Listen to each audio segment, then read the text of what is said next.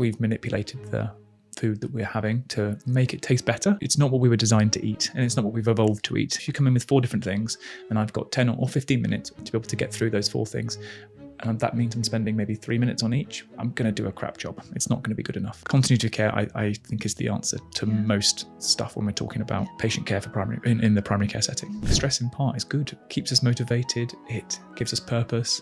Welcome to the Visionary podcast, where we discuss science, medicine, physical health, and mental well-being. I'm wondering, can a continuous glucose monitor in a way fine-tune my workout? Can it tell me how my blood sugar reacts to certain intensities, to durations of exercise? So actually with exercise, we don't really care about what your CGM monitoring is doing. So interesting enough, when you have really high intensity workouts, it can cause your sugar levels to spike. And that's because your body is suddenly needing a lot more sugar to be given to your muscles, because you're asking your muscles to do lots of work all of a sudden. And so your liver starts to then throw out lots of sugar in one go, which is okay. That's a normal response that we would expect. And I think when we start to link up the CGM monitoring about why high sugars are bad and why that's not that big a deal with, let's say, something like exercise, is because it's very hard to spike your glucose with food that's, let's say, whole food related. So going back, carrots, a bit of meat, whatever, potato, like a boiled potato, generally you'd be okay with that. It's when you're talking about the hyper satiable food, whether that's the ultra processed or whether that's again, roast potato, but let's say that's drizzled in fat, lots of salt, and then you eat lots and lots of it.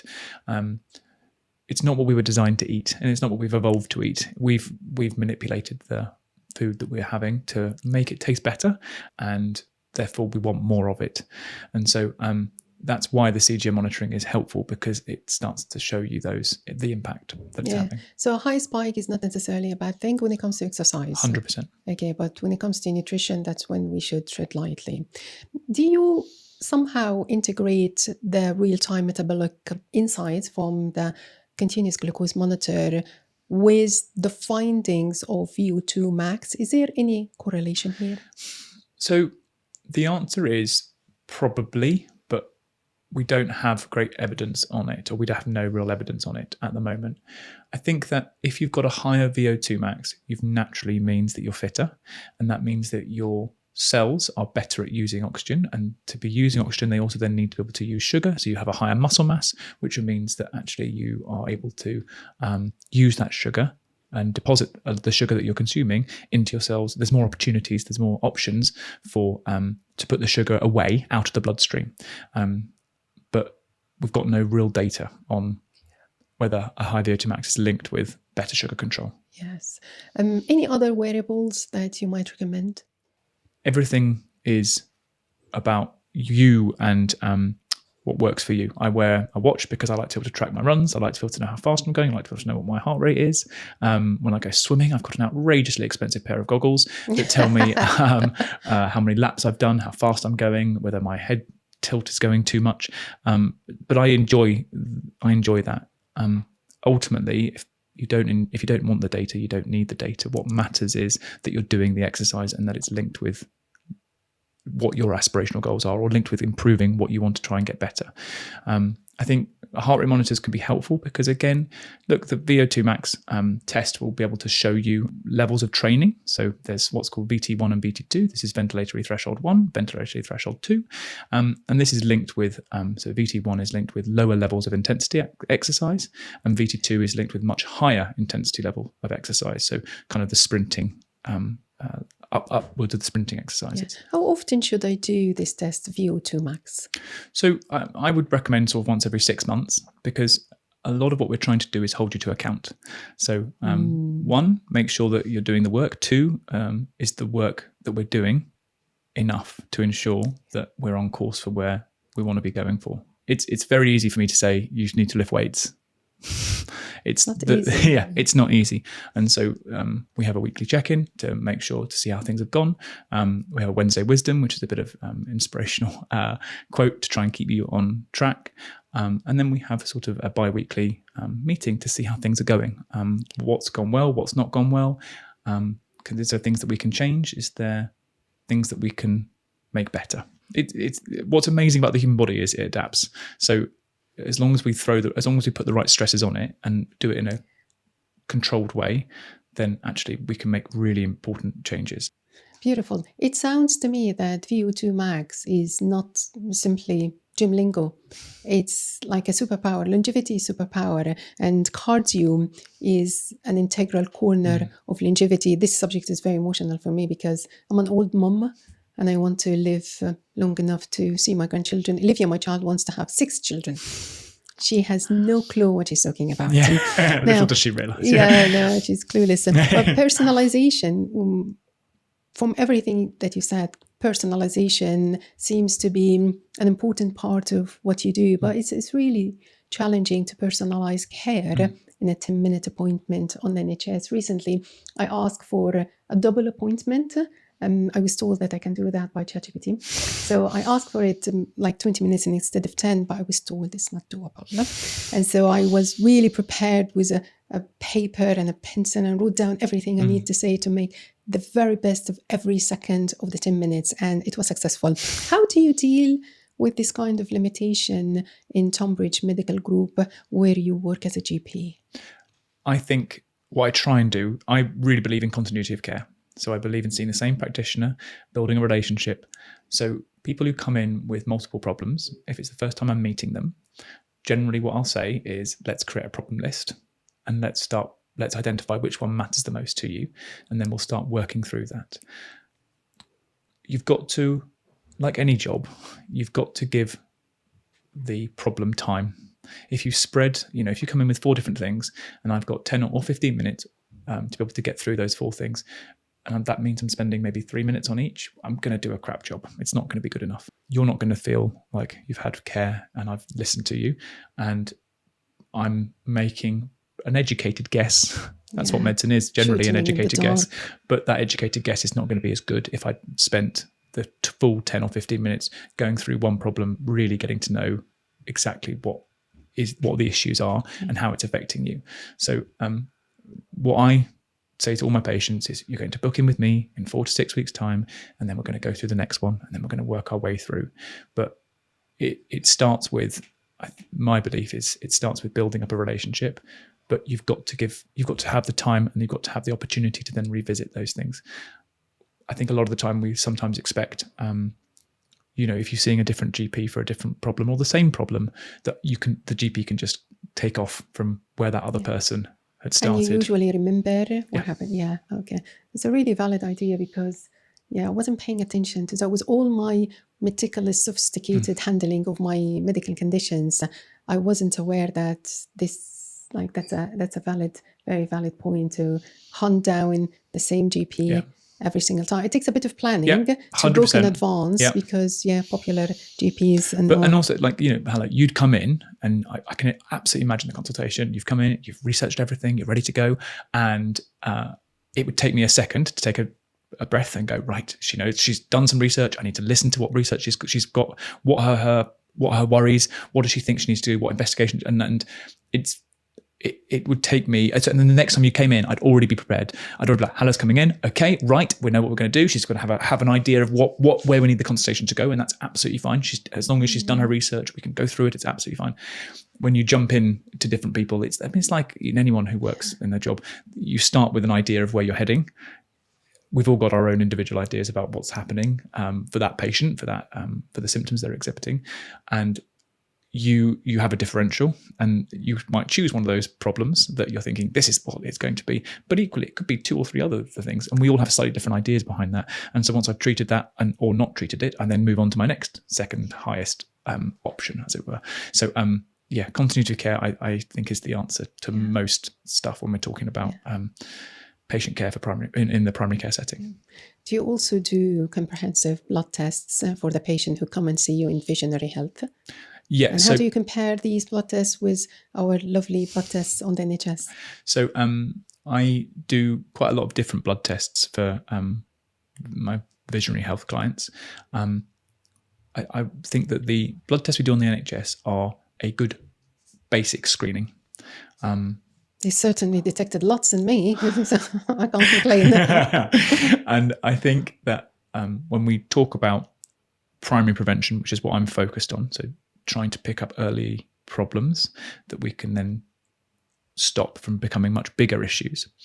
The tests that we have available now that aren't done on the NHS, they will come. So there's lots of different ones, but we could talk about one in particular. So lipoprotein little a, which is LP little a for anyone who wants to have it checked. Lipoprotein A. Lipoprotein little a, yeah. So it's Little like a. little a, yeah. Don't write little, but okay. it's like not capital A. It's Okay. all it means is like LPA basically, lipoprotein A. What is this? Why is it important? So roughly about 10% of the population have a high LPA, okay? And it is very clearly linked with higher risk of cardiovascular disease. It is a genetic test, effectively. So you're born with this, with a high LP little a. You don't acquire it in later life. The current guidelines from the European Society of Cardiology and the American Heart Association both recommend once-in-a-lifetime testing on a population basis for LP little a. The NICE will come round to having this test done or recommending this test. NICE, that's the guidelines. National Institute for Clinical Excellence. But we're not there yet. And it's cost related because all of these tests cost money. Would it kill me if I have a high lipoprotein? Little a. Little a, yeah. So it substantially increases your risk of developing a heart attack or stroke at a younger age. Hi, I'm Hala, your host today. If you're enjoying what you see, please hit that lovely subscribe button. It would mean a lot to me and my team. Or maybe it's more now. We're still learning, we're still finding our feet, but with your support, we can build this channel. Let's take this journey together, one step at a time. Thank you so much for being part of it. So for skeptics, what kind of evidence that we take from blue zone countries where people live longer and happier support your philosophy of longevity? So I think a lot of the blue zone countries, if you look at their lifestyle, they're naturally moving more. They have to go up and down the hill that they're on. Japan. Yeah, exactly. If we look at their diet, generally, they are not high in saturated fat. They are not high in ultra-processed. They have a culture that might mean that they don't overeat as well. They feel, the classic, feel 80% full, and generally that's give yourself some time for the satiety hormones. Those are the hormones where you feel full to kick in. If we eat a bit slower, generally you don't eat quite as much. If you eat very quickly, then you can consume more and more calories, and then you're able to, you might start to put on weight and things along those lines. But that's what a lot of the blue zone stuff talks about, is actually the lifestyle that or the culture that they're in means that they're physically healthier, and what they consume is much better for you. It's whole foods. Yeah, it's a matter of culture, isn't it? I'm totally obsessed with Japan. I'm not a traveler at all, but if I ever go anywhere, it has to be Japan for another cultural health shock. But the Japanese people don't strike me as sports fanatic people, but as you've rightly said, they walk for long, they eat healthy, they're calm people, they giggle easily. Yeah. Is this the unconventional cure? I think it's interesting, isn't it? I was saying before the podcast started, we were talking about how I said we all need a certain level of stress in our life, and it's trying to work out that Goldilocks level of not too little and not too much, because I think stress in part is good. It keeps us motivated. It gives us purpose. But I think a lot of our current working conditions mean that the stress levels are too high. Some people are being asked to do too much, and you can't cope with that. If you're constantly feeling like a tiger's about to attack you, then there's no way that you can possibly function or lead a healthier life, because can stress cut my life short? Probably, but ultimately it's linking that. So if you had high stress, that's normally going to be linked with higher blood pressure. It's normally also going to mean that when you're feeling more stressed, you're not going to make the right food choices, because you're looking for easier things that make us gives us a sugar rush, or gives us something where, we're focused on the taste sensations that we're enjoying, as opposed to mechanically chewing a carrot. That's why people eat more or eat the wrong thing when they are anxious? Yeah. Theoretically, I think it's a coping strategy for us all. I think also with high stress, you don't want to go out as much. You might want to have a glass of wine. You might just want to sit in front of the TV and scroll on your phone.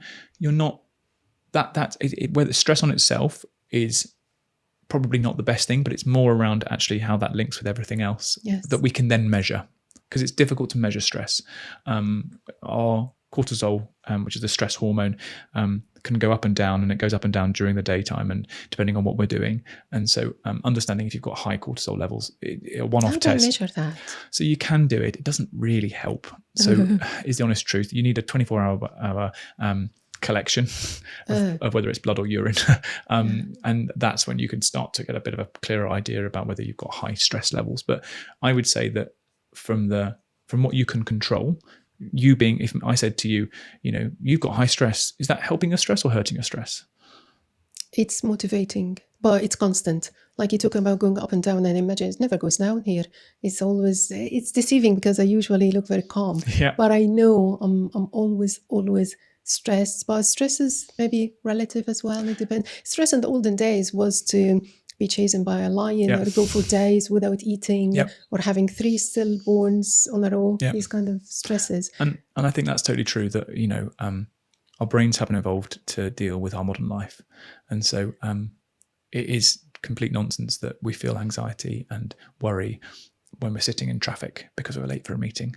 The meeting can wait. You can explain yourself. That's what I tell myself. It's keep calm, keep going, and you're going to be fine. Yes, you're breathing, you've got a roof over your head. The levels of worry that we create in our day-to-day, that text that you sent, which maybe didn't quite have the right tone in it, the meal or the fact that you forgot to pack lunch for your daughter, all of these. Disastrous. This is bad. Let's stop there. Because I'm going to be told off. Yeah. We talk about being proactive. I think you called it purposeful aging. I loved that because it gives me agency. In terms of stress, I force myself to eat well. I drag myself to the gym. Most of the time I don't want to go there. I don't want to be there, but I do it. But it's really difficult to quieten my stress brain. Do you have any gentle ways to tame stress? So I think that when we talk about stress and what works for people, it is so individual. And I would be interested to ask you, when do you feel at your calmest? Maybe evening time, like the last hour of the day, but that still doesn't help with sleep. It never does, because I'm a to-do person. I need lists over lists, and this is how I function. And I know this sounds lame, but if I don't have something to do, I would go mad. And if I don't have something urgent to do, I'm always alert. I'm doing things here and there and there, and it doesn't help. I don't think that helps my nervous system at all. And I think that when you say the last hour of the day, what are you doing in that last hour of the day? Reading Lotte Brooks' book with my child. And so it's interesting, isn't it, when we talk about what's your calming? So whether that be the gym, and that's amazing that you go to the gym, but actually probably for you, we're saying that a stress reliever for you is actually reading and having that escapism. And it's, for me, that escapism is going for a long run or getting on the bike. That's what calms my brain down. That's what gives me something else to think about. And a lot of the time when we talk about stress, it's trying to get our brains to focus on one thing so that we're not jumping around on 6 different ideas that we've got in our head that we need to get done. Whereas when you're focused on reading, you're focused on one thing, imagining the story. When I'm running, I'm just imagining the feeling that I'm going through, the destination I'm heading towards, when I need to change directions. So it's bringing you back to the moment. And so I think a lot of what I would argue for people who struggle with their stress levels is it's trying to understand what gives you relief during your day, and then actually trying to incorporate that into knowing that that's a lever that you can use, an opportunity that you've got. Feeling high stress, okay, let's take 20 minutes to go for a walk and listen to a podcast or something along those lines, where you can but recognize that it's about focusing on one thing. It's bringing your world much more into the moment, as opposed to the 7 different things that might be jumping around. Yeah, that's amazing. I find this very fascinating because you asked me what makes me feel relaxed, and this is personalization. And I find that it sounds like your philosophy isn't about quick fixes. It's about the accumulation of consistent, concrete actions that would compound over time. One thing that's having a moment in wellness culture also is sleep. And I think you mentioned that. How important is sleep for longevity? And please be gentle, because that's fine. I'm going to say not at all. No one needs to say it. You don't need it. Time. Exactly. Sleep when you're dead, all that jazz. So look, I think sleep is really important from a physical restoration and also from a mental restoration. I think you are in a better place generally when you've slept well, and you're in a better place to be able to deal with what life throws at us. I think the unfairness of people who experience depression, anxiety, is generally sleep goes out the window. So a coping strategy is taken away from us when we're feeling more anxious, when we're feeling more depressed, which then makes the cycle so much harder to break. But I think with all of these things, it's also, I've had moments of terrible insomnia in my life, and my wife will frequently complain about how much I move around in bed and I'm then disturbing her sleep. But I go back to the point that generally you can cope off very little sleep. 4 to 5 hours, you can function and you can get through the day. Now, it might not be linked with, it probably isn't the best for your health, but then if you are doing things like going to the gym, doing exercise, eating well, you're doing something that's much better for you in the grander scheme. So again, it's one thing that might not be perfect, but actually you can make a much bigger difference if you're feeling fitter, if you're stronger, if you're eating well, if your CGM monitoring is good, if your blood pressure is good.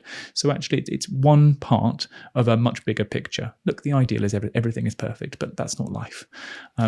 We all have our vices, we all have things that are not the best, and so actually recognizing the things that you have to control and making sure that if you've had a bad night's sleep, going, okay, that wasn't the best thing for me, I don't feel great. What will make me feel better, or what will make me feel healthier, is going to the gym or going for a run or eating a lovely healthy breakfast.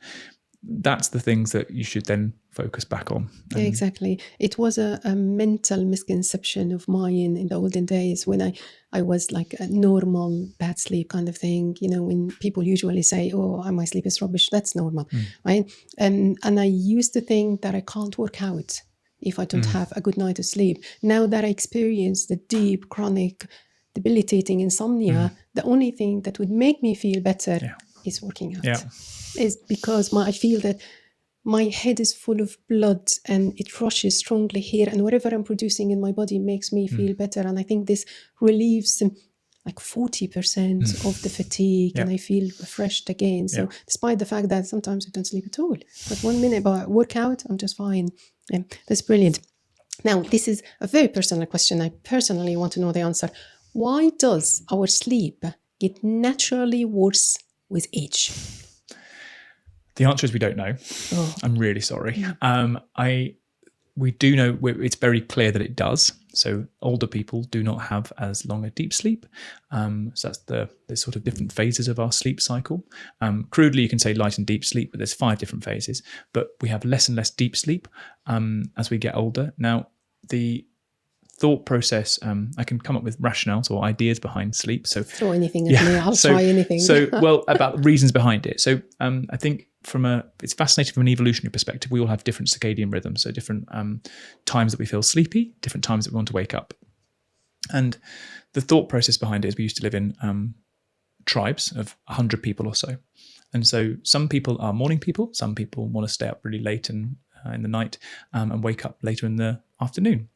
And if you have a tribe that's got that mix, it means that, one, you've got people who are always awake looking for threats of danger. At night. Yeah. Oh. Or throughout the day as well. And the other one is that they can keep the fire going, because the fire never goes out, because you can always make sure that there's fuel on the fire. And so when teenagers are growing up, their circadian rhythm shifts to later. I don't know whether you remember when you were a teenager. I used to go to bed at 2-3 o'clock in the morning. It's insane. But then I used to wake up at 10, 11, 12 o'clock in the afternoon. And so we think the rationale behind it is that actually you need that ability to look out for danger, keep the fire going. So it's that evolutionary to protect the tribe. Thing. Yeah. Okay, sharpening that specific skill at the difference. And maybe that's why all teenagers sleep late. Yes. Oh. Interesting, eh? Very. And, look, I can Not an excuse. not an excuse. No, not an excuse. It doesn't work very well with the day-to-day life, especially. But I think you could also probably create a rationale around the same thing for as we get older. Our responsibilities from an evolutionary perspective as grandparents is to look after or help look after the kids. Yes. So if the kids are waking up multiple times in the night, maybe the grandparents, when we were in tribes, were helping to look after the kids and put them back to bed, or look out for the danger, make sure the fire's okay. So that's crudely what I would the rationale that I would come up with. Now, how evidence backed that is, I don't know, but it's thoughts, it's theories.